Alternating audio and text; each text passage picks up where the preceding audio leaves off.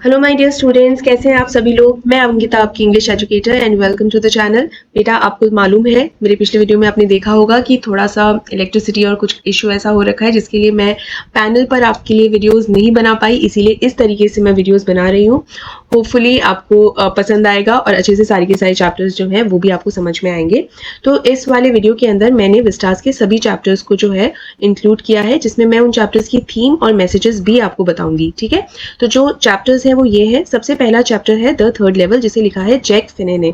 तो ये जो चैप्टर है इसके अंदर जो मैसेज मिलता है या इसकी जो थीम है, पहले हम थीम के बारे में बात करते हैं। जो थीम है वो ये है एस्केपिज्म, यानी किसी चीज से भागना। नाउ इस चैप्टर के अंदर किस चीज से एस्केप हो रहा है, यानी चार्ली एक कैरेक्टर जो कि प्रोटैगनिस्ट है इस चैप्टर का, वो एस्केप ढूंढ रहा है मॉडर्न लाइफ से। मतलब मॉडर्न लाइफ जो है, मॉडर्न लाइफ की जो रियलिटीज है वो रियलिटीज बहुत ही हार्श रियलिटीज हैं। जैसे बहुत ही फास्ट पेस्ड लाइफ है, बहुत सारी इस तरीके की चैलेंजेस हैं, ऐसी प्रॉब्लम्स हैं कि जहां पर किसी इंसान को स्टेबिलिटी नहीं मिल पा रही है, and Charlie is one of them. So that is why he is looking for an escape. ठीक है, अब यहाँ पर वो एस्केप उसे कैसे मिलता है। तो वन डे चार्ली जब ऑफिस से घर आ रहा होता है तो एक मेट्रो स्टेशन है जिसका नाम है ग्रैंड सेंट्रल स्टेशन। वहां से वो हमेशा मेट्रो ट्रेन पकड़ता है और घर आ जाता है, और वहां जाते जाते वो थर्ड लेवल पर चला जाता है। ठीक है, जब वो थर्ड लेवल पर जाता है तो वहां का जिस भी तरीके का सेटअप पूरा था, मतलब जिस तरीके का आर्किटेक्चर वहां का था, जिस तरीके के कपड़े लोगों ने पहने हुए थे, जिस तरीके के लोगों की जो एक फैशन था, चाहे वो अटायर का फैशन हो, कपड़ों का फैशन हो, जिस तरीके का आर्किटेक्चर था, जिस तरीके का आईवी कैरियर इंजन था वहां पे ट्रेन का, उससे समझ में आता था कि वो अभी करंट सिनेरियो में या करंट एरा में शायद नहीं है। ऐसा लगता है जैसे वो पास्ट में कहीं पहुंच गया है। लोगों की जो स्टाइल भी थी, जो मुस्टैच रख रहे थे, वो स्टाइल भी जो थी उससे उसे समझ में आता है। और फिर जब वो एक न्यूज़पेपर होता है, वो न्यूज़पेपर अब डिसकंटिन्यू हो चुका है, उस पर जब डेट देखता है तब उसे और क्लियर हो जाता है कि वो अभी प्रेजेंट में नहीं है, वो किसी ना किसी तरह कहाँ आ गया है, पास्ट में पहुंच गया है। ठीक है, अब वहां से वो बचकर लेकिन भागता है। बचकर क्यों भागता है? क्योंकि यहाँ एक्चुअल में उसको एक मौका मिलता है, एक चांस मिलता है कि मैं अभी इस टाइम का फायदा उठा के और मैं जो हूँ अपनी पसंद की जगह, इलिनॉइस करके जगह है, वहां मैं चला जाऊंगा। तो जैसे ही टिकट काउंटर पे जाता है टिकट खरीदने के लिए, जैसे ही पैसे देता है तो उसके पास जो करेंसी होती है वो तो करंट जो करेंसी वो होती है, लेकिन जो टिकट काउंटर पे जो आदमी बैठा होता है वो कहता है मैं बेवकूफ समझ रखा है क्या, क्योंकि पास्ट में चला गया तो तब तो ओल्ड बिल्स चलते होंगे ना, ओल्ड स्टाइल बिल्स, यानी पुरानी तरीके की करेंसी चलती होगी। तो उस आदमी को लगता है कि जो चार्ली है वो इसे लूटने की कोशिश कर रहा है, ऐसा कुछ, तो पुलिस बुलाएगा। तो यहाँ चार्ली डर जाता है कि कहीं सचमुच ही पुलिस ना बुला ले, इसलिए वहां से बचकर भाग निकलने की कोशिश करता है और वहां से चला जाता है। ठीक है, और वो इतनी हबड़ तबड़ में वहां जाता है कि वो रास्ता वगैरह देखता ही नहीं है। ये सारी बात जब चार्ली अपनी वाइफ लुइसा को बताता है तो लुइसा सोचती है कि ये तो पागल हो गया है और सीधा साइकियाट्रिस्ट के पास ले जाती है। साइकियाट्रिस्ट को जब वो सारी स्टोरी बताता है तो ये सारी स्टोरी ग्रैंड सेंट्रल स्टेशन में कहाँ पर हुई है? थर्ड लेवल पर, यानी थर्ड फ्लोर पे। तो ये साइकियाट्रिस्ट बोलता है कि ये सिर्फ तुम्हारे दिमाग की एक इमेजिनेशन है, क्योंकि ग्रैंड सेंट्रल स्टेशन में थर्ड लेवल एग्जिस्ट ही नहीं करता है। ठीक है, अब चार्ली को स्टैम्प कलेक्शन का बड़ा शौक होता है। वो चार्ली जो है हमेशा जो है उस स्टेशन पर वो थर्ड लेवल ढूंढने की कोशिश करता है, क्योंकि वो कैसे मान ले कि वो सिर्फ उसके दिमाग का एक ख्याल था, उसने वो स्टेशन देखा है, वो वहां गया, उसने सब वो एक्सपीरियंस किया, हाउ इज इट पॉसिबल। फिर कुछ समय बाद वो साइकियाट्रिस्ट से मिलने की कोशिश करता है, नहीं मिल पाता है। इनफैक्ट चार्ली के पास जो पैसे होते हैं वो सारे वो पैसे भी ना $300 जो है वो उसे कन्वर्ट भी करा लेता है पुरानी स्टाइल, मतलब 1894 इस ईयर में वो पहुंच गया था बेसिकली थर्ड लेवल पे, तो सारे पैसे भी वो जो है कन्वर्ट करवा लेता है। तो यहाँ चार्ली को बेसिकली क्या होता है कि थर्ड लेवल पे जाना है, ये डर भी रही होती है लुइसा की यार ये कहीं पागल ना हो जाए। बट कुछ समय के बाद लुइसा और चार्ली दोनों मिलकर थर्ड लेवल ढूंढने लगते हैं। क्यों? क्योंकि उनको एक लेटर मिलता है। लेटर किसका होता है? यहाँ चार्ली के एक फ्रेंड ने लेटर लिखा होता है जिसका नाम है सैम, और सैम क्या बोलता है? चार्ली, तुमने सच ही कहा था कि ये जो 1894 का सिनेरियो है बहुत अच्छा सिनेरियो है, क्योंकि यहाँ पर इतनी शांति है, कोई पियानो बजा रहा है, कोई लेमनेड पी रहा है, मुझे शाम को लेमनेड पीने के लिए बुलाया भी है, तो चार्ली तुम्हें भी यहाँ पर जरूर आ जाना चाहिए। नाउ इस चैप्टर के आखिर में ये सस्पेंस खुलता है कि ये जो सैम है, जो कि फ्रेंड है चार्ली का, ये और कोई नहीं वही साइकियाट्रिस्ट फ्रेंड होता है जिसके साथ चार्ली ने पूरा का पूरा थर्ड लेवल पर जाने का जो मुद्दा था वो डिस्कस किया था। यानी साइकियाट्रिस्ट को रास्ता वगैरह इसका भी आइडिया था, तो वो वेल प्रिपेयर्ड होकर गया था, पहले से ही अपने सारी करेंसी जो है, जितने भी पैसे जो थे इस साइकियाट्रिस्ट के पास, वो सारे उसने कन्वर्ट करवा लिए थे। राइट, यानी इससे पता चलता है कि एक साइकियाट्रिस्ट जिसकी इतनी अच्छी जॉब है, रेप्यूटेबल जॉब है, वो भी एक एस्केप एस्केप तलाश कर रहा है, इस मॉडर्न लाइफ की हार्श रियलिटीज से एस्केप चाहता है, क्योंकि उसको एक स्टेबिलिटी चाहिए लाइफ में, एक पीसफुल लाइफ, एक सिंपलर लाइफ वो जीना चाहता है। यही थीम भी है इस चैप्टर की, ठीक है। नाउ यहाँ पर जो लुइसा होती है इसकी वाइफ, वो सिंस शुरू के अंदर समझती है कि ये पागल है चार्ली, इसीलिए उसको थर्ड लेवल समझ में आ रहा है, क्योंकि थर्ड लेवल जैसा तो कुछ है ही नहीं। लेकिन जब उसको सैम का लेटर मिलता है ना, तब समझ में आता है कि अरे नहीं, ये तो सच में एग्जिस्ट करता है, और वो खुद भी थर्ड लेवल ढूंढने लग जाती है। बट द प्रॉब्लम इज, अब थर्ड लेवल ना चार्ली को मिल रहा होता है और ना ही लुइसा को मिल रहा होता है। अच्छा, सिंस उसको थर्ड लेवल नहीं मिलता, तो चार्ली इस दौरान क्या करता है, उसके ग्रैंडफादर को स्टैम्प कलेक्शन था, और चार्ली को भी स्टैम्प कलेक्शन का बहुत शौक है, तो वो स्टैम्प कलेक्शन के अंदर थोड़ा सा कंफर्ट ढूंढता रहता है। ये चार्ली की एक बहुत पुरानी फेमिलियर सी हॉबी है। ये जो लेटर होता है, वो लेटर सिंस हमारा जो सैम है या साइकियाट्रिस्ट है, पास्ट में चला जाता है, 1894 में चला जाता है। 1894 से ये लेटर चार्ली को कैसे मिल पाता है, उन्हीं ओल्ड स्टैम्प्स के थ्रू। पुराने समय में क्या होता था, ओल्ड स्टैम्प्स कलेक्ट करने का तरीका क्या होता था कि जो एनवेलप्स होते थे वो आप अपने आप को ही पोस्ट कर लिया करते थे, ताकि वो कोई भी नई स्टैम्प अगर लॉन्च हुई है तो खुद को आप पोस्ट कर लिया करते थे, ठीक है। तो सिंस चार्ली के ग्रैंडफादर की भी ये हैबिट थी पोस्ट कलेक्ट करने की, इसीलिए स्टैम्प्स को कलेक्ट करने की एक हॉबी थी ग्रैंडफादर की, तो वो एनवेलप को इस तरीके से कलेक्ट किया करते थे। नाउ ये जो एनवेलप्स हैं जिसके ऊपर स्टैम्प्स लगी रहती हैं, ये तो खाली होने चाहिए, लेकिन जब चार्ली फिर से इन स्टैम्प्स को देख रहा था, अपना एक, चूंकि उसकी एक हॉबी है, तो वो कभी जब भी उसे टाइम मिलता है, मौका मिलता है, तो अपना कंफर्ट इन स्टैम्प्स में ही वो ढूंढता है। तो इस बार जब वो इन स्टैम्प्स को देख रहा था, तो एक एनवेलप में उसको एक लेटर मिलता है। Now this letter belongs to Sam, मतलब ये सैम ने 1894 में पहुंचकर वो लेटर लिखा होगा, और उस टाइम पे इसके ग्रैंडफादर रहे होंगे, तो पास से वो ग्रैंडफादर के एनवेलप के थ्रू ये लेटर चार्ली को मिलता है, राइट। हो सकता है थोड़ा सा कंफ्यूजिंग है, बट इट्स क्वाइट सिंपल बेटा, मुश्किल नहीं है। तो ये है इस चैप्टर की एक जिस्ट भी है, और ये इसकी थीम भी है, ठीक है। और मैसेज क्या मिलता है, मैसेज हमें ये मिलता है कि इंसान की जो डिजायर्स होती है ना, उसका कोई अंत नहीं है। कभी उसको कंफर्ट चाहिए होता है, लेकिन कभी उसको फिर मॉडर्निटी चाहिए होती है, ठीक है। लेकिन चाहे आपको कितनी भी टेक्नोलॉजिकल एडवांसमेंट्स हो जाए, अल्टीमेटली आपको कंफर्ट और पीसफुल लाइफ चाहिए होती है, एक ऐसी लाइफ जहां पर आपको सुकून मिल सके, राइट। तो ये है इस चैप्टर का मैसेज। सेकेंड चैप्टर जो है, नेक्स्ट चैप्टर, वो है द टाइगर किंग, जिसे लिखा है काल्की ने। अब टाइगर किंग में क्या स्टोरी है, बेसिकली टाइगर किंग ये बात बताता है कि एक व्यक्ति जो राजा होता है और उस राजा की प्रायोरिटीज क्या होती हैं। बेसिकली इस चैप्टर के अंदर कुछ एस्ट्रोलॉजर्स होते हैं जिन्होंने राजकुमार के जन्म पर कुछ प्रोफेसीज की, यानी कुछ उन्होंने भविष्यवाणी की। और भविष्यवाणी क्या की कि ये राजा जो है वो बुल आवर के अंदर पैदा हुआ है, और बुल किसका दुश्मन है, टाइगर का। तो राजा की जो डेथ है वो टाइगर के थ्रू होगी, इस तरीके की ये कोई भविष्यवाणी करते हैं, प्रोफेसी करते हैं।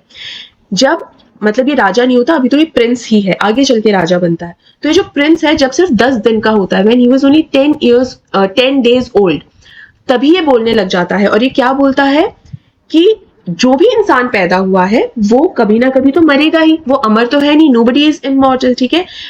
Everyone who has born in this world will die one day, ठीक है।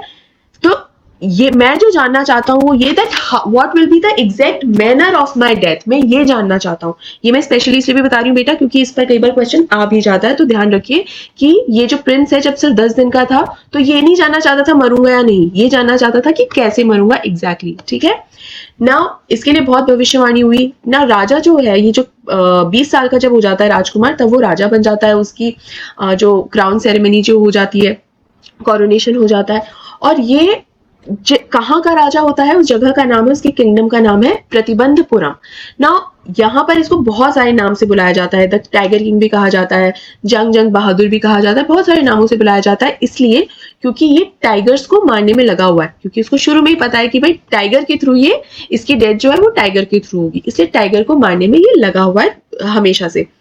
ना बहुत सारे, करीब 70 टाइगर जब मार चुका होता है, तब जाके पंडित से पूछता है, एस्ट्रोलॉजर से पूछता है, भाई अब बताओ, प्रीस्ट जो है उससे पूछता है कि अब बताओ मैंने इतने सारे टाइगर्स मार दिए, अब भी क्या तुम यही कहोगे तुम्हारी प्रोफेसी सही होगी। तो बताता है कि भाई राजा जी, 99 टाइगर्स भी अगर आप मार दो तो फर्क नहीं पड़ेगा, क्योंकि आपको खतरा 100 टाइगर्स से है। नाउ अपने 100 टाइगर्स कंप्लीट करने के चक्कर में ये क्या क्या करता है, ये टाइगर किंग, ये प्रतिबंधपुरम में बैन लगा देता है कि कोई भी इंसान टाइगर को नहीं मार सकता। क्यों? क्योंकि अगर कोई और टाइगर मारेगा तो टाइगर की गिनती कम हो जाएगी और टाइगर किंग को खुद ही ये सारे के सारे टाइगर्स मारने थे ताकि वो 100 टाइगर्स मारकर प्रोफेसी को गलत साबित कर सके। एक बार एक ब्रिटिश ऑफिसर भी आता है, वो भी जब शिकार पर जाने के लिए बोलता है कि हंटिंग पे चलते हैं, राजा साफ मना कर देता है कि नहीं जाएंगे, और राजा को खुश करने के लिए वो वर्थ 3 लाख का डिफरेंट डायमंड रिंग्स भी उसको फिर ऑफर करता है कि कहीं ब्रिटिश ऑफिसर नाराज ना हो जाए। तो करीब 15 लाख वर्थ की 3 लाख वर्थ वैल्यू की करीब 50 रिंग्स जो है डायमंड रिंग्स बनवाता है ब्रिटिश ऑफिसर की वाइफ के लिए। तो बनवाता तो इस हिसाब से है कि भाई जो भी पसंद आएगी वो रख लेंगे, लेकिन ब्रिटिश ऑफिसर भी कम नहीं था, सारे के सारे ही रख लेता है। तो यहाँ जो राजा है उसको बहुत धक्का सा भी लगता है कि यार ये तो 3 लाख रुपए की चपत लग गई, लेकिन चलो मेरा किंगडम तो बच गया, वरना अगर वो ब्रिटिश ऑफिसर इस बात पर नाराज हो जाता है कि मैं उसके साथ हंटिंग पे नहीं गया, तो हो सकता है ब्रिटिश गवर्नमेंट मेरे किंगडम को नुकसान पहुंचा दे, तो कम से कम मेरा किंगडम तो बच गया। ठीक है, उसके बाद जब सारे के सारे टाइगर्स खत्म हो गए राजा के किंगडम में, तो उसने शादी करने की सोची। तो शादी की भी उसकी जो रिक्वायरमेंट थी वो क्या थी, ये रिक्वायरमेंट नहीं थी कि अच्छी राजकुमारी ढूंढो, नहीं, उसकी रिक्वायरमेंट थी कि एक ऐसे किंगडम की प्रिंसेस ढूंढो जहां पर बहुत सारे टाइगर्स हो। ऐसी किंगडम उसके लिए ढूंढा गया। अपने हर विजिट पर, जब भी ससुराल जाता था, हर विजिट पे 5 से 6 टाइगर्स मार देता था। Now 99 tigers were killed. अब लास्ट टाइगर जो बचा था वो मिल नहीं रहा था, तो इतना ज्यादा गुस्सा और इरिटेटेड हो रखा था इस टाइम पे ये राजा कि कोई भी उसके सामने आने से डरता था ना। ये जो एटीट्यूड था इस टाइम पे राजा का, ये बिल्कुल भी अच्छा एटीट्यूड नहीं है, और एक किंग का इस तरीके का एटीट्यूड नहीं होना चाहिए। बहुत ज्यादा टेम्परामेंटल एक किंग को नहीं होना चाहिए। कोई भी उसके सामने आ रहा था, अगर राजा के पसंद वाली बात नहीं कर रहा है तो वो उसे फायर कर देता था। अगर कोई भी 100th टाइगर ढूंढ कर नहीं ला पा रहा है तो वो उसको पनिश करता था। इसीलिए सब लोग जो है राजा के सामने जाने से भी डरते थे। फाइनली दीवान किसी तरीके से सर्कस का एक टाइगर पकड़ कर लाया, क्योंकि बाकी सारे टाइगर तो खत्म हो चुके थे, और राजा के सामने रख दिया। राजा ने भी आप देखा ना था उस पर फायर कर दिया और कहा कि मेरी सभा में इसको लाया जाए, मैं इसका भी सर वहां पर टांगूंगा। अब जब हंटर्स जैसे उस टाइगर को उठाने लगे तो टाइगर ऐसा लगा कि होश में आने लगा है। इट मीन्स जब राजा ने फायर किया तो इतना ओवर कॉन्फिडेंट था कि जो फायर है वो टाइगर को नहीं लगी, गोली कहीं और चली गई, मतलब निशाना चूक गया बेसिकली। और टाइगर जो है वो बेचारा सर्कस का टाइगर था, तो वो आवाज, गोली की जो आवाज हुई थी ना, वो सुन के बेचारा बेहोश होके गिर गया था। फिर जब होश में आने लगा तो इससे पहले वो पूरा होश में आ पाता, फिर से हंटर्स ने गोली मार के उसको मार डाला। नाउ ये है टर्निंग पॉइंट। हो सकता था कि हंटर्स जो है, टाइगर नहीं मरा है, बेहोश हुआ था, ये बात टाइगर किंग को बता देते, लेकिन उन्होंने नहीं बताया। क्यों? Again because they were scared. इस पर भी कई बार क्वेश्चन बनाया हुआ है। तो यहाँ पर बात यह है कि सिंस राजा इतना गुस्से में था कि ये सभी लोग डर गए हंटर्स, कि अगर हम टाइगर के बारे में अगर हम बताने गए कि आपका निशाना चूक गया है, तो मे बी इस बात को एक्सेप्ट नहीं कर पाएंगे हमारे राजा जी कि भाई मेरा निशाना चूक गया, तुम कहना क्या चाहते हो सकता है बहुत ज्यादा गुस्से में आ जाए, हमें कुछ पनिशमेंट दे दे। So they were so scared to tell the king that the tiger is still alive, इसलिए उन्होंने कुछ बताया ही नहीं और खुद ही उस टाइगर को मार दिया। राइट, इट मीन्स प्रोफेसी अभी भी गलत साबित नहीं हुई थी। अल्टीमेटली वो एक खिलौना, लकड़ी का खिलौना लेकर आता है, और वो खिलौने से वो अपने बच्चे के लिए खिलौना लेकर आता है। बच्चा 3 साल का अभी होने वाला है राजा का, तो अब अपना सारा टाइम बच्चे को देना चाहता है। नाउ जो खिलौना लेकर आता है वो सिर्फ 2.5 आने, मतलब 2.25 आने, नॉट 2.5, 2.25 का, बस इतना 2.25 आने का वो वैल्यू होती है। लेकिन उसको इतना महंगा बेचता है, एंटीक पीस कहकर बेचता है, क्योंकि उसका जो क्राफ्ट है बिल्कुल भी अच्छा नहीं होता है, बहुत ही रफ फिनिशिंग होती है उस वुडन खिलौने की, उस वुडन टॉय की। फिर राजा को उस वुडन खिलौने से थोड़ी सी चोट लग जाती है, इन्फेक्शन हो जाता है, और फाइनली राजा मर जाता है। डॉक्टर्स को भी बुलाया जाता है, बट डॉक्टर्स भी ये कहते हैं कि he is not alive, he is not more. तो बेसिकली अल्टीमेटली डेथ हो जाती है। नाउ ये जो वुडन टॉय है ये बेसिकली एक टाइगर का ही खिलौना होता है, टाइगर ही है वो, तो टाइगर से अल्टीमेटली इसकी डेथ होती है। तो राजा की डेथ टाइगर से ही होती है। वो प्रोफेसी सही साबित हुई, लेकिन ब्लड या फ्लैश या बोन का नहीं था वो टाइगर, एक लकड़ी का खिलौना था।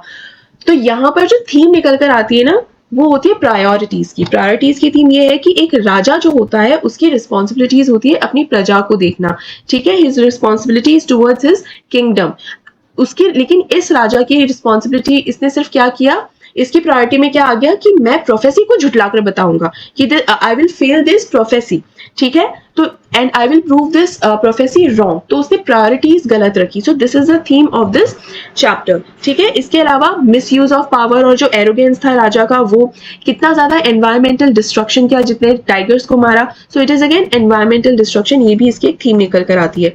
उसके अलावा मैसेज ये मिलता है कि कहते हैं ना जैसा बोओगे वैसा पाओगे, that means we reap what we sow, मतलब जैसा हम बोएंगे, मतलब राजा का जितना जो क्रूअल ट्रीटमेंट था ना नेचर को लेकर, अल्टीमेटली उस नेचर के ही थ्रू कहीं ना कहीं राजा को एक पनिशमेंट मिली एंड ही डाइड। वरना वो कितना कुछ कर सकता था, कितना पावरफुल था, अपने बच्चे के साथ जो गोल्डन टाइम वो स्पेंड कर सकता था उससे वो करता। ऐसा तो नहीं था ना कि 100th टाइगर को भी मार देता तो अमर हो जाता, नहीं अमर होता, लेकिन प्रोफेसी को झुटलाने के लिए उसका जो ईगो और उसका जो एरोगेंस आड़े आ गया, उसने अपना पूरा टाइम जो है, पूरी लाइफ जो है, वो इस प्रोफेसी को झुटलाने में ही लगा दिया। तो this is the theme and message of this chapter.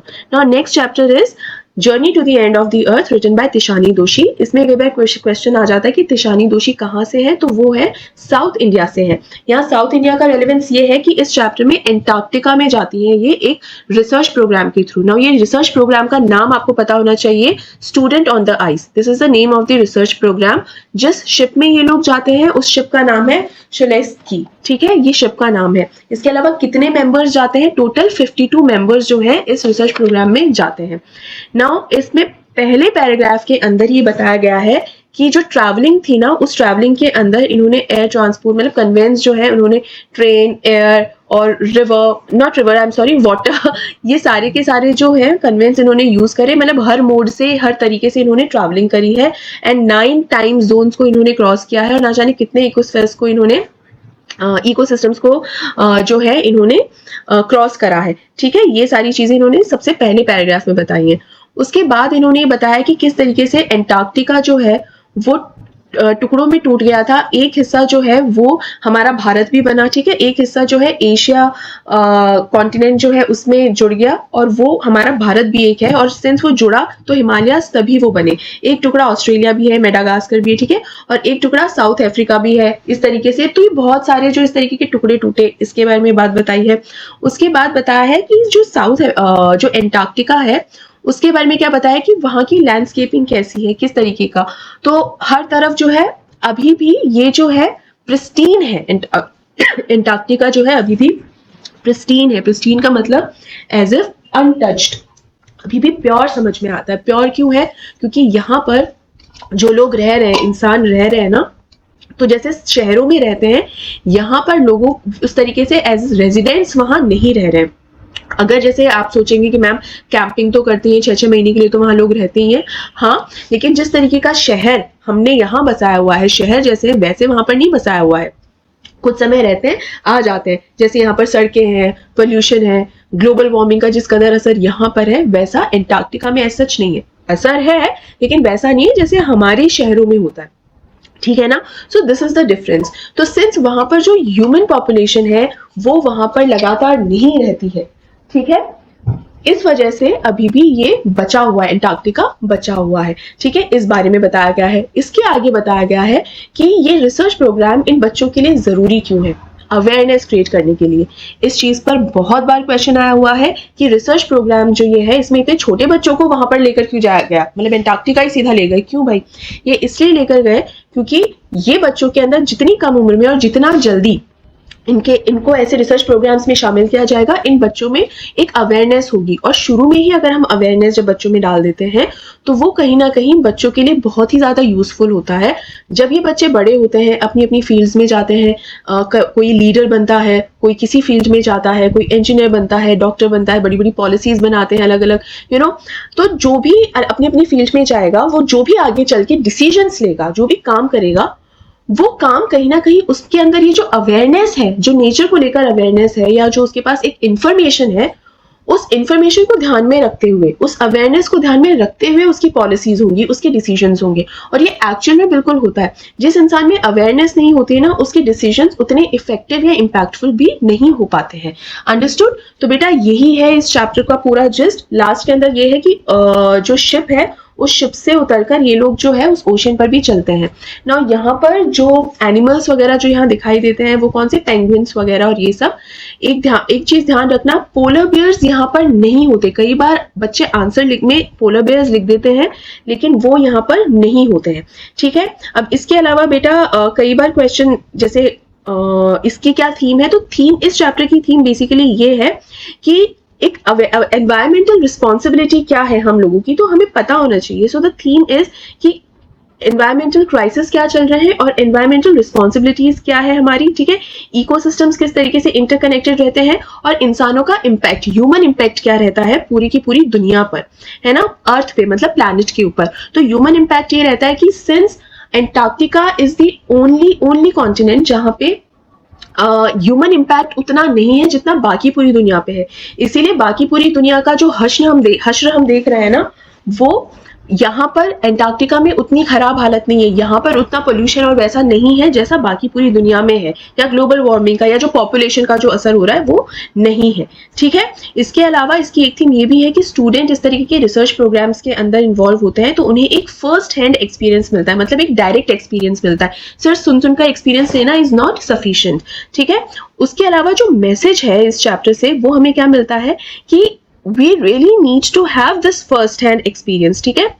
जो यंगर माइंड्स है, जो यंग माइंड्स, यंग ब्रेन्स, यानी अगेन यंगर किड्स, या आप लोगों की भी बात कर सकते हैं, उन लोगों के अंदर एक बेटर अंडरस्टैंडिंग होनी चाहिए, एक बेटर और एक न्यू अंडरस्टैंडिंग होनी चाहिए हमारे प्लैनेट को लेकर, और वो सिर्फ तब हो सकती है जब उन्हें अवेयर करवाया जाए और इस तरीके के रिसर्च प्रोग्राम्स का हिस्सा बनाया जाए, राइट। ये कंप्लीट चैप्टर हो गया है बेटा, आपके थीम्स वगैरह भी मैंने आपको बता दी है। इस चैप्टर से आपको एक क्वेश्चन आए, आई एम श्योर आप अब उसे हैंडल कर सकते हैं, ठीक है। मैंने बताया 52 मेंबर्स हैं इसके अंदर, और लास्ट में जब वो ओशन जब शिप से उतर के जब आइस शीट, एक मोटी आइस शीट है, जब उसके ऊपर चलने लगते हैं ना, सो दे वोर ग्लेयर्स एंड गॉटेक्स, ठीक है, गॉटेक्स एंड ग्लेयर, ये किट होता है, वो ये पहनकर और चलते हैं, ठीक है। एक और वर्ड है गैंग प्लैक करके, ये जो गैंग प्लैक होता है वो क्या होता है, शिप से उतरने के लिए एक तरीके से ये मान लो फिसल पट्टी टाइप की जो सीढ़ी होती है ना, कि भाई उस पर से धीरे धीरे एक तरीके से रैंप स्लैंट रैंप होता है ना, उसे गैंग प्लैंक कहते हैं।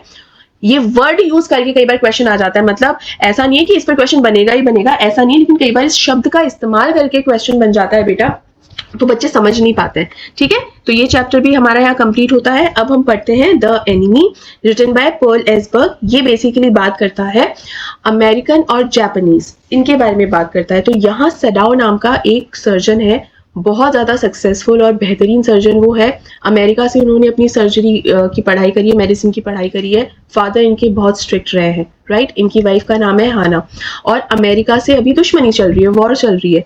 नाउ इनका जो घर है सडाओ का, वो कहाँ है, एक सी कोस्ट पर, मतलब वहाँ जो किनारा होता है वहां पर है। तो वो एक रात में ही देखते हैं कि एक आदमी जो है एकदम इंजर्ड होकर आया है। जब पास जाते हैं तो क्या देखते हैं कि ये कोई और नहीं है बल्कि ये एक नेवी ऑफिसर है, जो कि यूएस नेवी लिखा रहता है, उसकी यूनिफॉर्म पहनी होती है उसने, और समझ में आता है कि ये जेल से भागा हुआ आदमी है। तो जेल से भागा हुआ भी है, अमेरिकन भी है, और एक ऑफिसर भी है, यूएस नेवी में मतलब है ये, है ना। तो हर तरीके से इनका दुश्मन है। तो सिंस इनका दुश्मन है तो इसका इलाज नहीं करना चाहते थे, but since Sadao is a surgeon, एक डॉक्टर है, तो इलाज करता है, क्योंकि सबसे पहले उसके लिए क्या है कि उसकी ट्रेनिंग का हिस्सा ये है कि इंसान का इलाज करो। आप ये देखो कि आपका पेशेंट एक इंसान है, वो किस धर्म का है, किस कास्ट का है, या किस देश का है, वो आप मत देखो, ठीक है। अब लेकिन यहाँ पर इस टाइम पे at the same time war भी चल रही होती है, तो जापानीज वॉर भी चल रही होती है। तो यहाँ पर कहीं ना कहीं क्वेश्चन खड़ा हो जाता है कि क्या ये अपनी देश के साथ गद्दारी कर रहा है Sadao, is he betraying his own country, is he not patriotic enough. तो बेसिकली क्या करता है, इसका जो चीफ जनरल होता है, जो सीनियर मोस्ट आदमी है, उसे ये इसके बारे में बता देता है। जो सडाओ है वो इस आदमी के बारे में, इस अमेरिकन के बारे में अपने ऑफिसर को बता देता है। और ऑफिसर क्या कहता है, डोंट वरी, मैं कुछ असैसिन्स को हायर करूंगा जो उसे मार देंगे, और 2-3 दिन में मैं ये काम कर दूंगा। 2-3 दिन तक वेट करता है चार्ली, लेकिन कोई असैसिन नहीं आते। ऑल्दो चार्ली बहुत घबराया रहता है, लेकिन कोई असैसिन नहीं आते। अब सडाओ के यहाँ पर एक अमेरिकन रह रहा है, इसीलिए हाना जो है इसकी वाइफ, वो भी बेचारी घबराई रहती है कि कहीं हमारे ऊपर कोई प्रॉब्लम ना आ जाए अगर गवर्नमेंट को पता चल गया तो। ऊपर से सडाओ जो है वो एक सर्जन भी है, इतना रिस्पेक्टेबल आदमी है ये सोसाइटी में, कहीं इसका नाम खराब ना हो जाए। लेकिन इस अमेरिकन के घर पर आने से जो इसके सर्वेंट्स थे वो भी छोड़कर चले जाते हैं घर को, काम को छोड़कर चले जाते हैं कि we are not going to help you, ठीक है, क्योंकि हम एक अमेरिकन, एक एनिमी को हम बिल्कुल भी हेल्प नहीं कर सकते किसी भी तरीके से। तो इसके सब वो लोग भी चले जाते हैं यहाँ से, ठीक है। तो अब देखो कैसा सिनेरियो है। एक सिचुएशन ये भी आती है कि सडाओ ऑलमोस्ट जो है पुलिस को एक लेटर लिख चुका होता है कि मैं पुलिस को दे दूंगा, शेरिफ को दे दूंगा, ताकि वो लोग इसे पकड़कर यहाँ से ले जाए। बट वो लेटर आधा लिखता है और फिर अपनी एक ड्रॉर में रखकर छोड़ देता है सडाओ, उसे पोस्ट नहीं करता है। ये वो इंसिडेंट है जिससे हमें पता चलता है कि सडाओ जो है वो देशभक्त भी है, मतलब पेट्रियोटिक भी है, but at the same time उसे इस इंसान को लेकर सिंपैथी भी है, because this man is very injured है, उसको एक गोली भी लगी रहती है, ठीक है। अब सडाओ जो है उसको जो भी इलाज करना होता है, गोली हाथों हाथ निकाल देता है, उसका इलाज भी कर देता है। अब वो ठीक भी है, रिकवर कर रहा है, अपने सीनियर को भी बता चुका होता है, जो सर्जन है, वो जो चीफ ऑफिसर है उसे भी, चीफ जनरल है उसे भी बता चुका होता है, ठीक है ना। देखा जाए तो सडाओ ने अपनी तरफ से सारा काम कर दिया है। नाउ अभी जब वॉर चल रही है, इस चीज को ध्यान से समझना, तो वॉर्स के अंदर जो है डॉक्टर्स को भी भेजा जाता है, सडाओ को नहीं भेजा गया। ऐसा क्यों? क्योंकि दो वजह से। एक तो ये कि सडाओ बहुत ही अमेजिंग सर्जन है, तो अगर उसे कुछ वॉर में हो गया तो बहुत ही बेहतरीन सर्जन जो है जापान खोदेगा, जो कि वो अफोर्ड नहीं कर सकता, पहली चीज। दूसरा रीजन, जिस चीफ जनरल को सडाओ ने ये सीक्रेट बताया ना कि मेरे यहाँ पर एक ऐसा अमेरिकन है और सिंस उसको गोली लगी थी इसलिए मैं बचाने के लिए घर लेकर आ गया, लेकिन अब वो मैंने उसे बचा लिया है, वो जिंदा है, अब ठीक है, लेकिन अब उसे जेल में वापस डाल देना चाहिए। ये सारी बातें उसने जिस चीफ जनरल को बताई ना, वो चीफ जनरल को भी वो बीमार है और उसे सिर्फ इस चीफ जनरल को सिर्फ सडाओ पर ही भरोसा है, ही ओनली ट्रस्ट सडाओ। इस वजह से भी सडाओ को उस वॉर में नहीं भेजा गया। अब यहाँ पर बात यह है, सारे के सारे नौकर चाकर काम छोड़कर जा चुके हैं, सडाओ और वाइफ अकेले हैं घर पे। अभी इस सडाओ और उसकी जो वाइफ है हाना घर पे अकेले हैं इस अमेरिकन एनिमी के साथ, और वो एनिमी जो है वो अब रिकवर भी हो गया है ऑलमोस्ट। ये दोनों के दोनों हस्बैंड वाइफ थोड़े चिड़े हुए से भी है कि हम रखना भी नहीं चाहते हैं, लेकिन उसके बावजूद भी हम इसका इलाज कर रहे हैं, इसका ध्यान रख रहे हैं, सारी चीजें हो रही है। चीफ को भी अब बता दिया, तो चीफ ने कहा है कि 2 से 3 दिन के अंदर असैसिन्स भेज दूंगा ना। होता क्या है कि वो असैसिन्स आते ही नहीं है। अब देखा जाए सडाओ ने तो अपना काम कर दिया, तीसरे दिन भी जब असैसिन्स नहीं आते तो तीसरे दिन क्या करता है ये सडाओ, इशारे के अंदर इस अमेरिकन को कहता है कि तुम तो अब एकदम रिकवर हो चुके हो। बोलते हैं हाँ, बोले तुम तो इतने रिकवर हो चुके हो कि अगर तुम्हें इस समंदर में अगर एक बोट मिल जाए और तो तुम आराम से उस बोट में बैठकर जा सकते हो, वो जो छोटा सा आइलैंड है ना उधर, उस आइलैंड पर वहां तक पहुंच सकते हो, और यहाँ पर कोरियन बोट्स जाती हैं, उस कोरियन बोट में बैठकर तुम निकल सकते हो, इतने ज्यादा तुम फिट लग रहे हो मुझे तो देखा जाए इनडायरेक्टली इस अमेरिकन को जो है एक आइडिया दे देता है कि भाई मैं तुम्हारे लिए बोट का इंतजाम करने जा रहा हूँ। और यही वो करता है सडाओ, जो बोट है उसका इंतजाम कर देता है। रात के अंधेरे में जो है सडाओ जो बोट का इंतजाम करता है, रात के अंधेरे में जो है ये अमेरिकन उस बोट में बैठ के चला जाता है और अल्टीमेटली चला जाता है, वहां से बच जाता है। फिर वापस कुछ दिनों बाद जो चीफ जनरल है उसका कॉल आता है कि भाई थोड़ा सा अटेंड कर लो, तबीयत थोड़ी ठीक नहीं है। जब अटेंड करता है तो वापस चीफ जनरल के साथ सडाओ की बात होती है उस अमेरिकन को लेकर। तो सडाओ क्या कहता है कि वो तो भाग गया, आपने तो असैसिन्स भेजे ही नहीं। तो ये चीफ जनरल क्या बोलता है, अरे मेरी तबीयत इतनी खराब कि मैं भूल ही गया ना। यहाँ पर सडाओ क्या कहता है, इट्स ओके आप भूल गए तो मैं किसी को भी नहीं बताऊंगा। क्योंकि देखा जाए तो अब सारी की सारी बात किसके ऊपर आ गई है, इस चीफ जनरल के ऊपर आ गई, क्योंकि सडाओ ने तो सब कुछ सच सच बता दिया था कि भाई आप उसे पकड़ लेना ना। असैसिन्स का डिस्कस क्यों किया था, देखिए इस पर क्वेश्चन आ जाता है।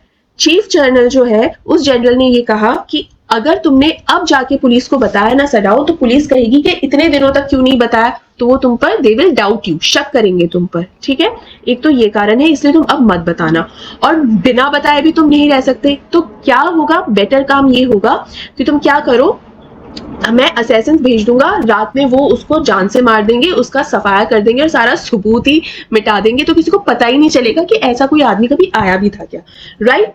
बट सिंस चीफ जनरल भूल गया असैसिन्स भेजना, तो अब चीफ जनरल को ये लग रहा है कि अरे बाप रे, ये तो मेरे ऊपर देशद्रोह का इल्जाम लग जाएगा कहीं ना कहीं, तो इसलिए क्या करना चाहिए, अब मैं क्या करूं, मुझे तो समझ ही नहीं आ रहा। सारी का सारा इल्जाम इस चीफ जनरल पर आएगा कि मैंने असैसिन्स नहीं भेजे। तो यहाँ सडाओ कहता है डोंट वरी सर, मैं किसी को कुछ भी नहीं बताऊंगा। तो देखा जाए तो सडाओ ने अपनी जो प्रोफेशन है उसकी भी रिस्पेक्ट रख ली, ठीक है। उसके जो एथिक्स थे, उसके जो मॉरल वैल्यूज थे अपने प्रोफेशन को लेकर, वो भी मेंटेन रख लिए और उसने अपने देश के साथ गद्दारी भी नहीं की, अपना पेट्रियोटिज्म भी पूरी तरीके से उसने निभाया।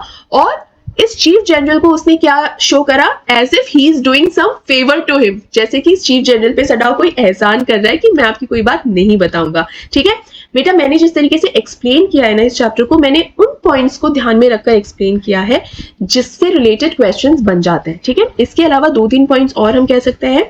2-3 पॉइंट्स ये हैं कि इस चैप्टर के अंदर एक अमेरिकन प्रोफेसर के बारे में बात हुई है, तो उस पर आ जाता है कि क्या वो अमेरिकन प्रोफेसर पसंद थे सडाओ को। तो यस, वो अमेरिकन प्रोफेसर पसंद थे सडाओ को, क्योंकि अमेरिकन प्रोफेसर का क्या एटीट्यूड था, सारे बच्चों को घर पे बुला लेना, क्योंकि नए बच्चे हैं, अलग अलग जगह अलग अलग कंट्री से आए हैं, इनके यहाँ फ्रेंड्स नहीं है, अकेलापन फील होता होगा, इसलिए उनको घर पे गेट टुगेदर के लिए बुलाते थे। वो गेट टुगेदर में सडाओ हमेशा बोर होता था, लेकिन ऐसे ही एक गेट टुगेदर में वो हाना से मिला था और हाना से उसको मतलब लव एट फर्स्ट साइट, मतलब देखते ही प्यार हो गया था। और क्या कहता है कि अगर ये ऑथेंटिक जापानीज हुई तो I will marry her. Authentic Japanese का मतलब है कि ये पूरी तरीके से जापानीज होनी चाहिए, मदर फादर सब जापानीज ही होनी चाहिए। क्यों? इसलिए नहीं क्योंकि सडाओ इन चीजों में बिलीव करता है, क्योंकि सडाओ के फादर इस चीज में बिलीव करते थे। मतलब जिसे कहते हैं ना कि बस लड़की पूरी तरीके से जापानी चाहिए, बिल्कुल भी किसी और देश की कुछ भी नहीं होना चाहिए, वो एटीट्यूड था सडाओ के फादर का। And he didn't want his father to be displeased of his decision, इसीलिए वो चाहता था कि भगवान हाना जो है वो पूरी जापानीज ही हो, और जापानीज ही निकली, and then they got married.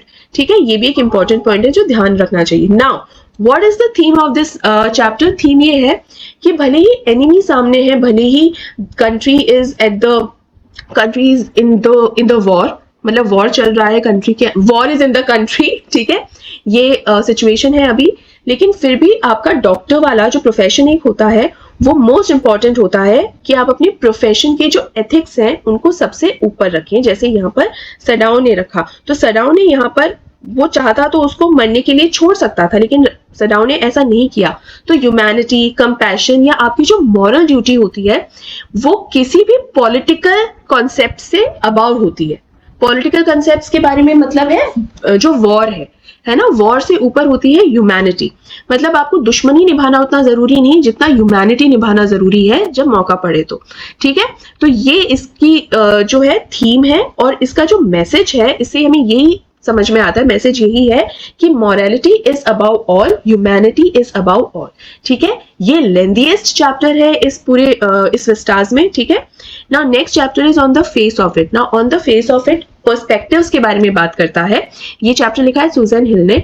Perspective ऐसे, there are 2 characters, mister Lamb का एक पैर नहीं है, ठीक है, क्योंकि उन्होंने एक वॉर में एक ब्लास्ट हुआ जिसमें उन्होंने अपना पैर खो दिया, सो ही इज पैरालाइज्ड। ठीक है, not paralysed, he is handicapped. ठीक है, और दूसरा पर्सपेक्टिव किसका है? डेरी का। डेरी का चेहरा आधा जला हुआ है। ठीक है, now dairy is only a 14-year-old boy. ठीक है, तो डेरी के साथ क्या सिचुएशन है, उसका पर्सपेक्टिव बहुत ही नेगेटिव पर्सपेक्टिव है, लेकिन मिस्टर लैम्ब का पर्सपेक्टिव बहुत पॉजिटिव है। तो डेरी को हमेशा ये लगता है कि जितने भी लोग, उसका पर्सपेक्टिव इतना नेगेटिव इसलिए क्योंकि जितने भी लोग उससे बात करते थे वो या तो उस पर बहुत ही पिटी दिखाते थे, या फिर they used to got scared of him, क्योंकि उसका चेहरा ऐसे जला हुआ है। इनफैक्ट डेरी का ये भी कहना होता है कि even my mother, yes I know she loves me, but even she kisses me on the other side of the face. मतलब जो चेहरा, जो साइड साफ है, क्लीन है, जले हुए साइड पर मेरी मम्मी कभी भी लाड नहीं करती है मुझे। दैट मीन्स मेरी मदर का भी एक चॉइस है, फिर she doesn't love me hold heartedly. इसके अलावा वो ये भी कहते हैं कि मेरी मदर हमेशा पिटी करती है मेरे ऊपर, दया दिखाती रहती है। मैंने जब भी उन्हें बात करते हुए सुना है, व्हाट डज शी से, कि बेचारे का क्या होगा हमारे बिना, what will he do after when we were not be alive, क्या करेगा वो। तो ये चिंता, जो इस तरीके से जो बिहेवियर हमेशा उसने एक्सपीरियंस किया है डेरी ने, इसीलिए उसका बहुत ही नेगेटिव एटीट्यूड हो गया है। He is quite irritated, is quite frustrated, and that's why he doesn't like to meet anyone, है ना। लेकिन जब डेरी की मुलाकात मिस्टर लैम्ब से होती है, मिस्टर लैम्ब का जो एटीट्यूड है is very positive. And what does he say, Derry को ये समझाया जाता है अल्टीमेटली कि first of all you have to accept your reality, only then expect from others to accept you. ठीक है, क्योंकि डेरी ये बोलता है, हाँ मैं जानता हूँ आप मुझे क्या लेक्चर देने वाले हैं, यही ना ब्यूटी एंड द बीस्ट, शक्ल से कुछ नहीं होता, दिखने से कुछ, फिजिकल अपीयरेंस कोई मायने नहीं रखती, मैंने बहुत सुनी है ये बातें, तो मुझ पर दया दिखाने की जरूरत नहीं है। But mister Lamb says that I am not going to say anything like this to you. My only agenda here is that you have to accept yourself. तुम दिखने में कैसे हो, क्या हो, that is not the only identity that you have. तुम्हारा जो चेहरा जला हुआ है, your burned face is only one of the aspects of your identity. ठीक है, and that's it, of your physical appearance. तुम इसे अपनी होल आइडेंटिटी मत बनाओ, मतलब ये तुम्हारी पूरी आइडेंटिटी नहीं है ना. ये मिस्टर लैम्ब जो है डेरी को समझाते हैं कि तुम्हारा जो जला हुआ चेहरा है ये तुम्हारी पूरी पहचान नहीं है, बस तुम्हारी लाइफ एक छोटा सा हिस्सा है, एंड दैट्स इट. ठीक है, there is a lot that you can do. ठीक है, ये पॉजिटिव पर्सपेक्टिव जब डेरी को मिलता है तब डेरी के दिमाग में एक्चुअल के अंदर उसका पूरा जो नेगेटिव पर्सपेक्टिव है पूरा शिफ्ट होके पॉजिटिव हो जाता है. ठीक है, नाउ यहाँ पर आखिर में ये भी कहते डेरी ये भी कहता है अपने मदर से, कहता है कि मैं फिर से मिस्टर लैम्ब के पास जा रहा हूँ. बोले वहां पर क्यों जाना है तुम्हें अभी? कहता है मुझे वहां इसलिए जाना है क्योंकि what ever he speaks, what ever he says, it's very real. आज तक किसी ने भी मुझसे ऐसी कोई बात नहीं की जैसी बातें वो कहते हैं. And he talks real, he speaks about the thing I want to listen, I want to hear. वो मेरे ऊपर दया नहीं दिखाते हैं, वो मुझे प्रैक्टिकल बातें करते हैं वो मेरे साथ. And what ever he talks about it's all genuine. ठीक है, और वो मेरे ऊपर किसी भी तरीके से वो मेरी आइडेंटिटी को लिमिट नहीं करते हैं कि एज इफ मेरी और कोई आइडेंटिटी नहीं है. और उनसे बात करने के बाद मुझे ये समझ में आया है कि मेरे लिए पूरी दुनिया अवेलेबल है. The whole world is there for me and that's why I can do anything that I want. ठीक है, so I will go and I will live this world, the world is for me. ठीक है, ये कहते हुए dairy जो है घर से चला जाता है. अनफॉर्चुनेटली डेरी जब मिस्टर लैम्ब के पास जाता है तब तक मिस्टर लैम्ब की डेथ हो चुकी होती है. नाउ ये होता कैसे है, मुलाकात कैसे होती है डेरी की, कि वो एक ना एप्पल के पेड़ देखता है, एक घर में लगे रहते हैं, तो वो इतने ज्यादा अच्छे लग रहे होते हैं, उस घर में चला जाता है. जब घर में जाता है वो घर मिस्टर लैम्ब का ही होता है. राइट, ऐसे तो मुलाकात हुई होती है. और एकदम आखिर में डेथ कैसे होती है मिस्टर लैम्ब की, वो सीढ़ी पर चढ़ रहे होते हैं, एक लैडर लगाई होती है एप्पल को तोड़ने के लिए, लेकिन पैर फिसल जाता है, वो गिर जाते हैं, सर पे चोट लगती है, तो ऑन द स्पॉट उनकी डेथ हो जाती है. जब तक डेरी आता है उनकी डेथ हो चुकी होती है. नाउ ये डेथ का क्या रेलेवेंस है यहाँ पर, कि हर इंसान जो है उसका कोई ना कोई एक मकसद होता है लाइफ का. यहाँ पर मिस्टर लैम्ब की लाइफ मतलब ये है कि कब किस इंसान की लाइफ कहाँ खत्म हो जाए वी नेवर नो. कब किसकी डेथ कहाँ हो जाए, कब किसकी लाइफ का एंड कहाँ हो जाए, वी नेवर नो. लेकिन still if we can make a positive change in anyone's life, why not. Mister Lamb के यहाँ बिल्कुल आखिरी मौके पर भी उन्होंने इतना अच्छा लाइफ में चेंज लाया, एक बच्चे के लाइफ में उसका पर्सपेक्टिव पूरा का पूरा चेंज करके पॉजिटिव कर दिया. देखा जाए तो एक पूरी की पूरी लाइफ बना दी उन्होंने एक बच्चे की. तो उन्होंने कितना ये अच्छा काम किया. उन्हें नहीं पता था कि नेक्स्ट मोमेंट वो जिंदा भी नहीं रहेंगे, है ना. तो हमें नहीं पता होता हमारी लाइफ कितनी बची है, कैसी है, but still if we can make that good difference in someone's life we must go ahead, है ना. हमें बिल्कुल आगे बढ़ना चाहिए. ठीक है, तो ये है इस चैप्टर का जिस्ट, और इसका मैसेज भी ये है कि अगर हम चाहें तो किसी का ये जो नेगेटिव और पॉजिटिव एस्पेक्ट जो है उस बारे में आप बात कर सकते हैं. ठीक है, और आप ये बता सकते हैं कि किस तरीके से मिस्टर लैम्ब ने डेरी की लाइफ के अंदर जो है एक पॉजिटिविटी लेकर आए. इसके अलावा इसकी थीम्स में क्या आता है, आप लोनलीनेस के बारे में बात कर सकते हैं और एक्सेप्टेंस के बारे में बात कर सकते हैं. लोनलीनेस कैसे, जो डेरी ने एक्सपीरियंस की, ही वाज ऑल लोनली, कोई फ्रेंड नहीं, किसी से बातचीत उसकी नहीं होती थी, इनफैक्ट वो खुद लोगों से दूर भागता था, ही हेटेड टॉकिंग टू पीपल, है ना. एक तो ये लोनलीनेस का एस्पेक्ट हो गया. और एक्सेप्टेंस कैसे, जब मिस्टर लैम्ब ने उसे समझाया that your burnt face is not the only identity that you have, right? तो सबसे पहले first of all you have to accept yourself. जब ये सारा कॉन्सेप्ट उसे अच्छे से समझाया तब जाके डेरी ने अपने आप को एक्सेप्ट किया. ठीक है, so this is the theme, acceptance और अपनी अपीयरेंस को एक्सेप्ट करना. ठीक है, और सेल्फ एक्सेप्टेंस करना. इसके अलावा जो एम्पैथी होती है, एम्पैथी मतलब मिस्टर लैम्ब ने डेरी की जो प्रॉब्लम है उसे समझा और फिर डेरी को समझाया. This is the empathy, right. तो ये थीम्स हो गई इस चैप्टर की. इसके अलावा मैसेजेस ये मिलते हैं बेटा कि कभी भी किसी को उसके अपीयरेंस से जज नहीं करना चाहिए. यू मस्ट नेवर जज एनीवन बाय देयर अपीयरेंस. ठीक है, और कभी भी हमें अपने आप पर ये जो होता है ना सेल्फ डाउट, हमें सेल्फ डाउट नहीं करना चाहिए बिकॉज ऑफ आवर अपीयरेंस. कई लोगों को अपना अपीयरेंस को लेकर वो इतना कॉन्फिडेंट फील नहीं करते हैं, लेकिन हमें कभी भी अपने अपीयरेंस की वजह से खुद को आइसोलेशन में नहीं डालना चाहिए. This is the message. तो दीज आर द मैसेजेस. एक तो आइसोलेशन में नहीं डालना चाहिए, और कभी भी किसी इंसान को, हमें अपने आप को आइसोलेशन में नहीं डालना चाहिए, और किसी भी इंसान को हमें उसकी अपीयरेंस से जज नहीं करना चाहिए. राइट. तो this is the message. I hope आपको अच्छे से समझ में आ गया होगा. ये जो मैंने पूरा बताया है, इसी तरीके के जो क्वेश्चंस भी हैं इसमें पूछे जाते हैं. होपफुली अब आप अच्छे से उसे अटेम्प्ट कर पाओगे. Now here is the last chapter, memories of childhood, Zitkala Sa and बामा. इसमें दो स्टोरीज है बेसिकली. एक जिटकाला सा की है, एक बामा की है. बामा की बेसिकली एक, she is a Dalit girl, Dalit Tamilian girl, जिन्होंने अनटचेबिलिटी को फेस किया था. ठीक है, उसके बारे में एक स्टोरी है. जिटकाला सा जो है वो नेटिव अमेरिकन है. तो इसमें अमेरिकन इंडियन लिखा हुआ है. तो अमेरिकन इंडियन आप ये मत समझ लीजिएगा कि आधी अमेरिकन है और आधी इंडियन है. अमेरिकन इंडियन जो लिखा हुआ है उसमें बेसिकली मतलब ये है कि पहली जो रेड इंडियंस भी कहा जाता है ना नेटिव अमेरिकन को, तो ये उसके लिए बताया गया है यहाँ पर. ठीक है. तो जिटकाला सा ने भी मार्जिनलाइजेशन झेला है और बामा ने भी मार्जिनलाइजेशन झेला है. मार्जिनलाइजेशन का क्या मतलब होता है कि आपको एकदम दरकिनार कर देना. ठीक है, एक इग्नोरेंस में रखना, बेसिकली मार्जिनलाइजेशन होता है. ठीक है. अब यहाँ जिटकाला सा ने क्या सफर किया होता है. जिटकाला सा की जो एथिकल वैल्यूज, मतलब उनके जो मदर है, उन्होंने क्या सिखाया कि आपके बाल हमेशा लॉन्ग होने चाहिए, लंबे बाल होने चाहिए. जिसके बाल छोटे होते हैं या जिसके बाल शिंगल्ड होते हैं, मतलब वो जो बहुत छोटे छोटे बाल जो कर्ली जैसे होते हैं ना, उसे शिंगल्ड हेयर कहते हैं, वो एथिकल नहीं माने जाते, और ऐसा ये माना जाता है कि उनके अंदर मॉरल वैल्यूज नहीं है. ये किसका ख्याल है, किसकी कल्चरल थॉट्स है? जिटकाला सा की मदर के. तो जिटकाला सा को भी उसकी मदर ने यही सब सिखाया, तो उसके दिमाग में भी यही बैठा था कि हेयर कट नहीं होना चाहिए.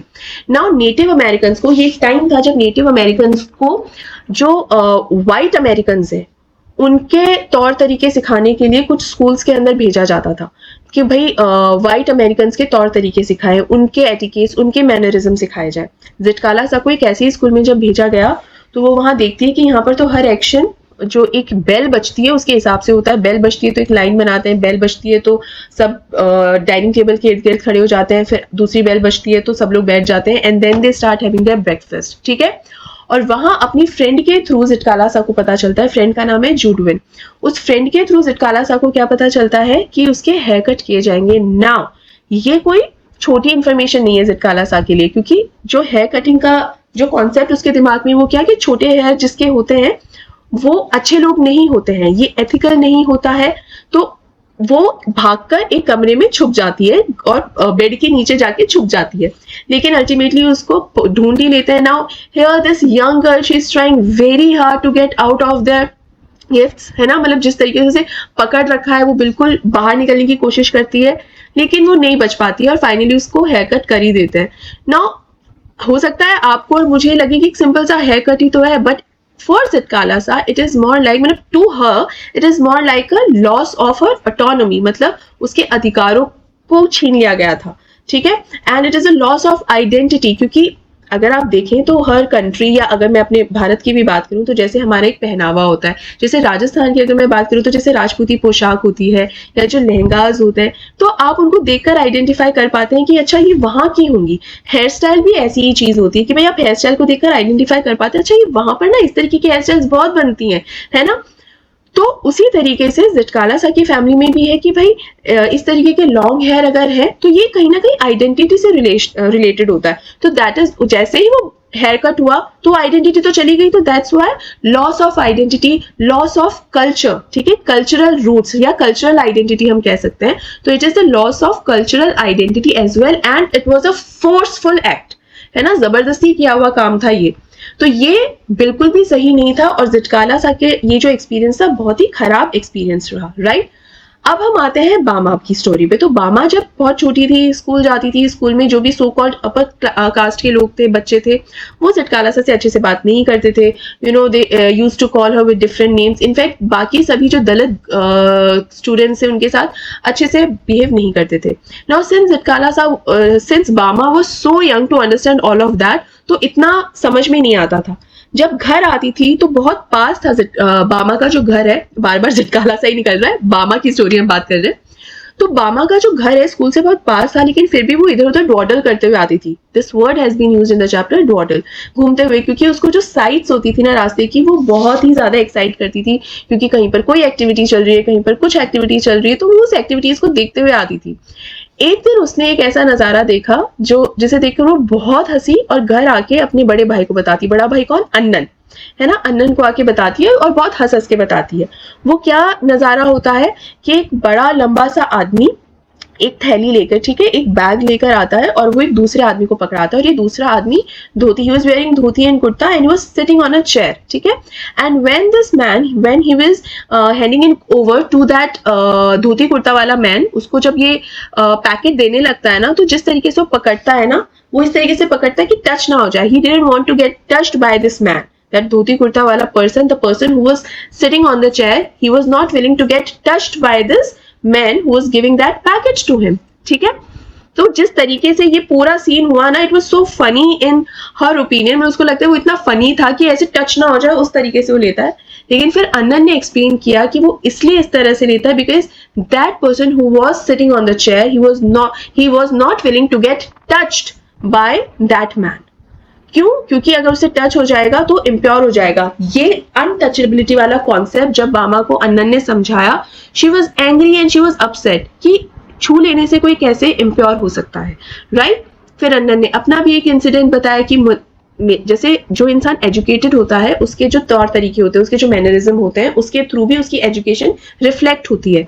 तो अन्नन was educated and since he was educated, so one of the upper caste person he asked about अन्नन कि अन्नन तुम कहाँ से हो, कहाँ रहते हो. तो सबसे पहले तो अन्नन ने अपना पूरा नाम बताया. तो इस आदमी को थोड़ा सा, अपर कास्ट आदमी को थोड़ा सा लगा, अरे ये नाम से तो लग रहा है कि ये किसी लोअर कास्ट को बिलोंग करता है. उधर रहते कहाँ हो?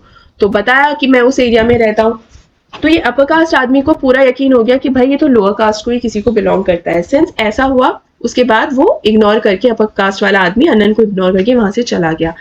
ये इंसिडेंट अन्नन के साथ हुआ, लेकिन एक इस चीज से ये समझ में आया कि एजुकेशन की वजह से ही उसके जो मैनर्स थे या बिहेवियर था अन्नन का, वो एक एजुकेटेड मैन वाला बिहेवियर था. इसीलिए वो जो अपर कास्ट वाला आदमी है अन्नन के पास आकर बात करने लगा था. तो ये चीज भी अन्नन जो है बामा को समझाता है कि if you want to win this world, get the education. जितना एजुकेट हो सकते हो उतना एजुकेट हो, ताकि लोग आपके सामने झुकने पर मजबूर हो जाए. ये एडवाइस जो है अन्नन बामा को देता है and ultimately this helped her a lot. बामा भी इस एडवाइस को फॉलो करती है. इस एडवाइस को फॉलो करने से ये भी समझ में आता है कि how much she respects her brother, है ना. तो और कितना वैल्यूएबल, कितना मायने रखती है उस ये जो एडवाइस जो है अन्नन की बामा के लिए कितना वैल्यू रखती है, ये भी समझ में आता है. तो बामा ने एक्चुअली में अपनी एजुकेशन पे बहुत ध्यान दिया. धीरे धीरे क्लास में जो लोग उससे बात भी नहीं करते थे वो उससे बात भी करने लगे और ultimately she and up becoming one of the best female writers in India. ठीक है, तो ये है बामा की स्टोरी. नाउ इन दोनों में कई बार कंपेयर एंड कॉन्ट्रास्ट के क्वेश्चंस आ जाते हैं, तो आपको उसमें ये लिखना है कि इन दोनों की स्टोरीज अलग अलग है, लेकिन इन दोनों ने सेम सिचुएशन फॉलो की, the situation of getting marginalised, of being marginalised. ठीक है, एक ने अनटचेबिलिटी का इशू फेस किया था और एक ने फोर्सफुल आइडेंटिटी लॉस का इशू फेस किया था. मतलब इनकी स्टोरीज अलग है, बट अल्टीमेटली हुआ यही कि दोनों ने मार्जिनलाइजेशन को जो है एक्सपीरियंस किया है, झेला है. और क्या कॉमन है इन दोनों में? और कॉमन ये है कि दोनों में से किसी ने भी सरेंडर नहीं किया इस सिचुएशन के आगे. They both were brave enough to fight the challenges and they won. वो जीते और आगे उन्होंने बहुत इन चैलेंजेस को भी ओवरकम किया और आगे चल के दोनों ने बहुत अवार्ड्स भी जीते. ठीक है, तो ये है कंपेयर एंड कॉन्ट्रास्ट का पूरा कॉन्सेप्ट इस चैप्टर के अंदर. बेटा मैंने अपनी तरफ से पूरी कोशिश की है कि इन सारे चैप्टर्स के जो मोस्ट इंपॉर्टेंट वैल्यू पॉइंट्स हो सकते हैं, जिनको लेकर क्वेश्चंस बनते हैं यूजुअली, ठीक है, या वो पॉइंट्स जिनसे पूरा चैप्टर जो है मेजरली अच्छे से समझ में आ जाए, ताकि कोई भी क्वेश्चन कराए तो आप उसको अटेम्प्ट कर सको, उस तरीके से इन सारे चैप्टर्स को समझाने की कोशिश की है. होपफुली आपको अच्छे से समझ में आया होगा और एक क्लैरिटी मिली होगी. स्टिल यू हैव डाउट्स तो आप कमेंट सेक्शन में कमेंट करके मुझसे बिल्कुल पूछ सकते हैं. आई एम स्टिल अवेलेबल, आप बिल्कुल कमेंट करके मुझसे पूछ लीजिए, मैं आपके डाउट्स को क्लियर कर दूंगी, कंफ्यूजन दूर कर दूंगी. इसके अलावा इस वीडियो को लाइक करना मत भूलिए, ज्यादा से ज्यादा शेयर भी कीजिए and make sure you subscribe the channel. And all the very best for your exam. Take care बेटा, गुड बाय.